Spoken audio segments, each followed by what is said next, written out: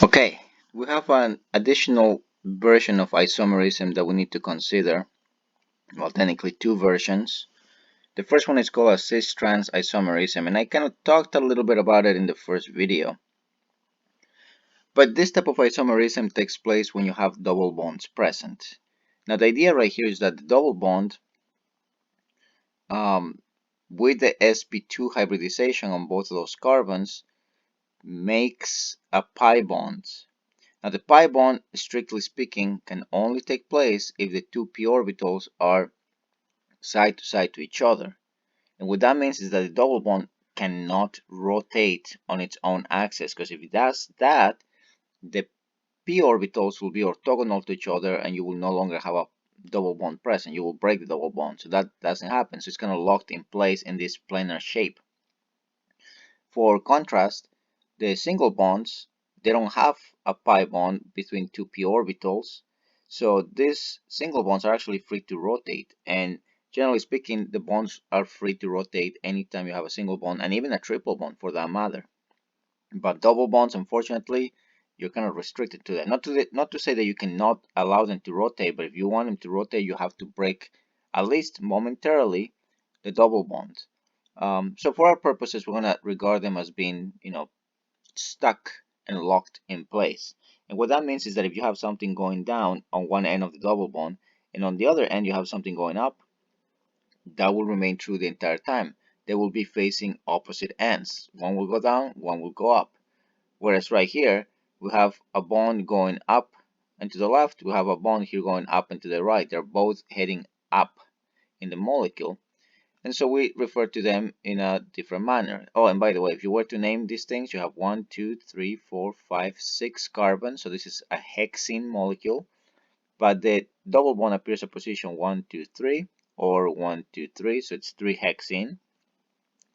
And over here we also have 3 hexene. But in addition, we have a methyl at position 2. Okay. So the fact that the part of the molecule after the double bond in the first molecule is going in opposite directions, we refer to that opposite directionality for they're not really substituents, but let's call them that for now. The substituents of the double bond going in opposite directions, we refer to that as a trans molecule, as in being in the opposite end, and cis as being on the same side.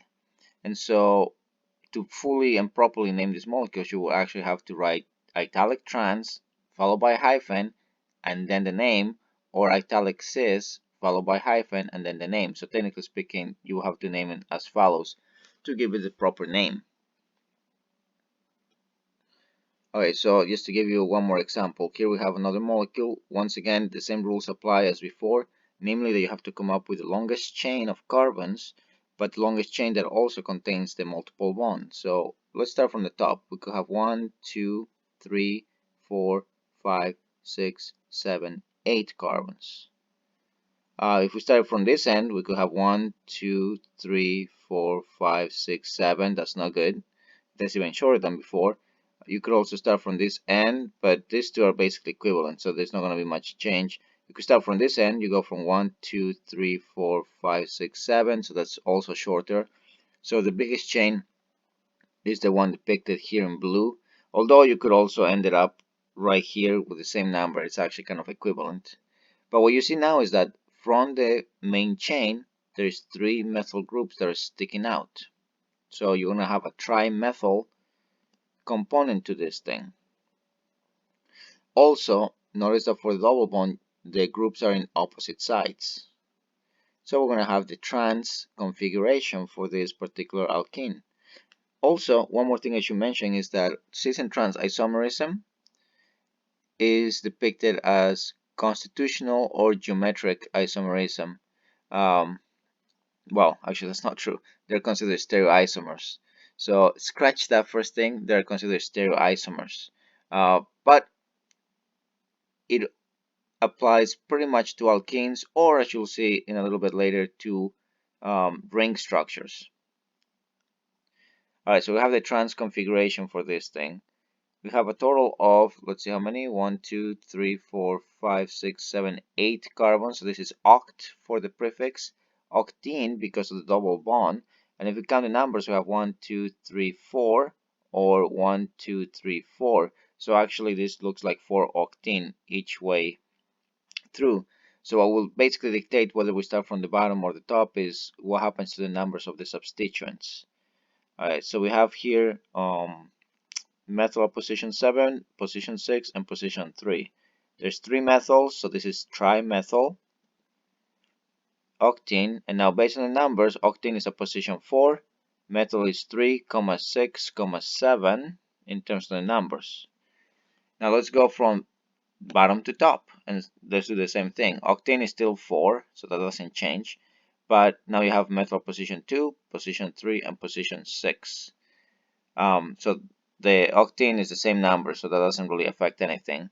But remember that in molecules like this, you have to give highest priority to the alkenes, meaning that you choose the molecule with the lowest number for the alkene. In this case, they're both the same, so now it comes down to the substituents. And 3 going to 2 is better. 6 going to 3 is better. 7 going to 6 is better. So guess what? The last name is the correct name for the structure. Alright, now the additional thing that I was depicting in terms of trans and cis applies to cyclic compounds. Most the ones that we're going to concentrate on are going to be the 3-member rings and the 4-member rings. But here I want to highlight the idea of drawing bonds either bold or dash. The bold bonds represent bonds coming at you. Dash bonds represent bonds going away from you. And so when you see something like this with a ring structure, what this is telling you is that the bonds are trans to each other. One's going up, one's going down.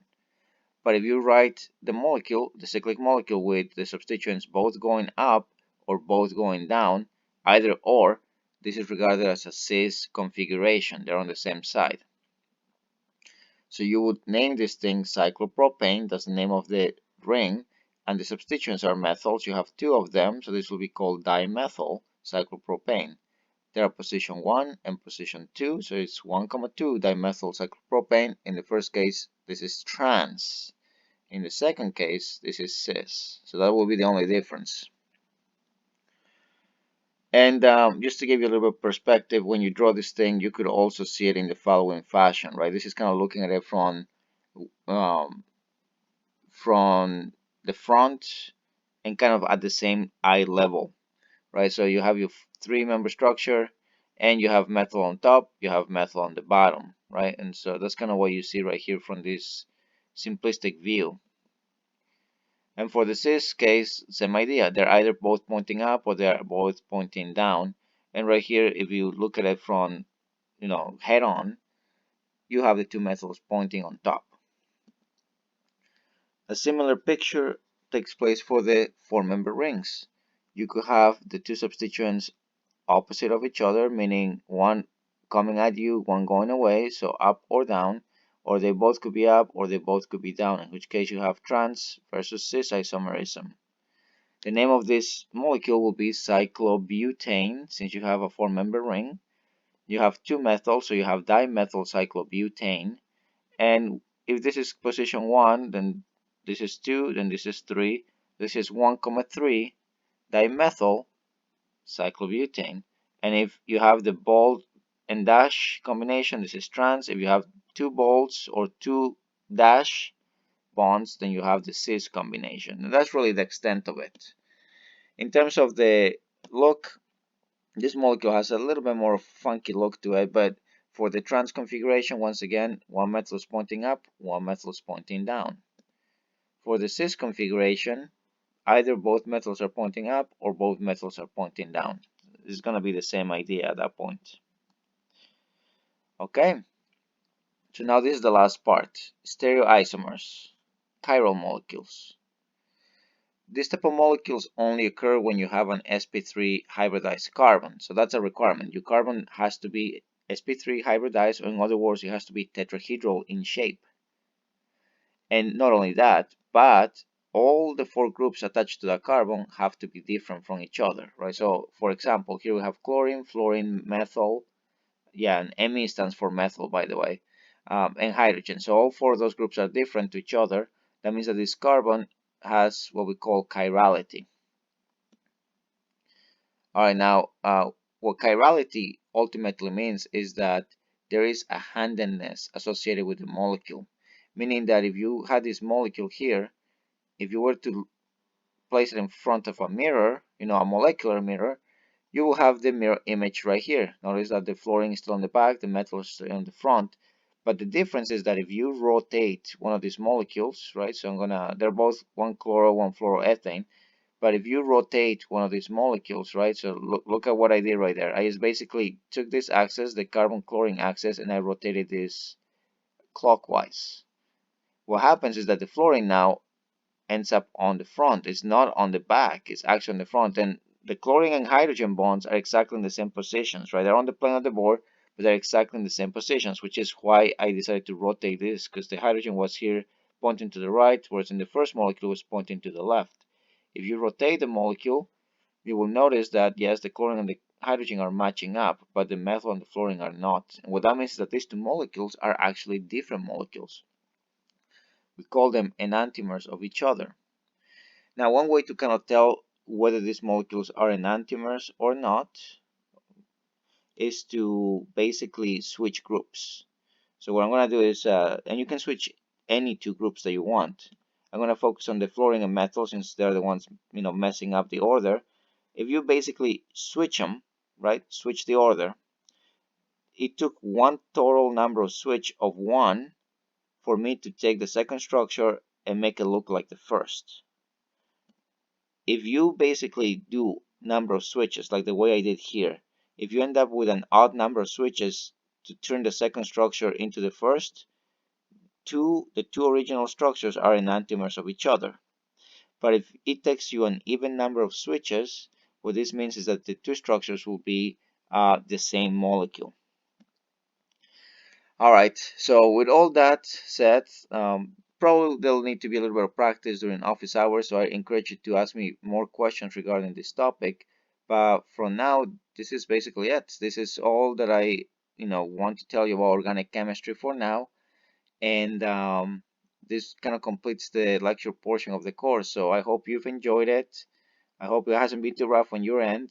Um, but I know that we've been doing this online, so it's a little bit harder. But I hope you enjoyed it for what it is, because I certainly enjoy making the videos, even though it was a little bit stressful at times. But we're on the same boat. So with that being said, thank you for listening and tuning in, and I'll see you during office hours. All right, bye bye.